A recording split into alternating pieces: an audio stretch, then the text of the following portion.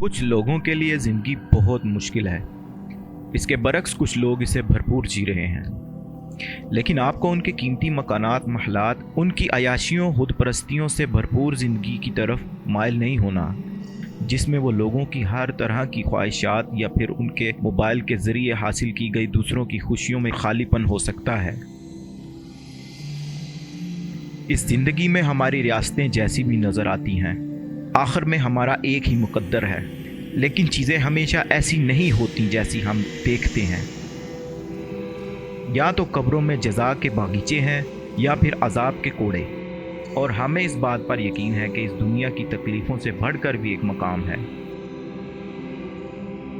یا پھر یہ سب جانتے ہوئے ایک کٹھن سفر ہے۔ او ایمان والو، یہ دنیا تمہاری جنت نہیں ہے، لیکن یہ جاننے کے بعد کہ جنت آپ کی منتظر ہے تو آپ کا سفر بہت آسان اور قابل اجر بن جائے گا، کیونکہ ہر تکلیف عارضی ہے، ہر لمحہ ایک موقع ہے، اور آپ جانتے ہیں کہ اگر آپ کامیاب ہوتے ہیں کہ آپ کی تمام مشکلوں، آزمائشوں اور آپ کے پیاروں کو کھونے کے بعد آپ کی ثابت قدمی آپ کو ایک ابدی پناہ گاہ کی طرف لے جائے گی، جو آپ نے نیک اعمال سے بنائی ہیں، جن کو آپ نے اپنی دعاؤں سے سجایا ہے۔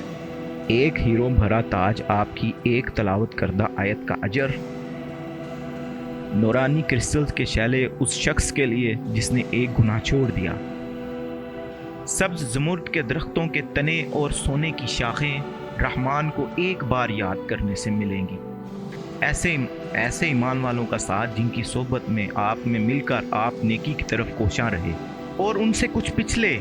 جنہوں نے آپ کو سکھایا کہ ہر لمحے اپنی لرزتی سانسوں اور ہر لمحے کی تکلیفوں اور قربانیوں کا سامنا کیسے کرنا ہے۔ تمام مشکلوں کا اجر دیا جائے گا،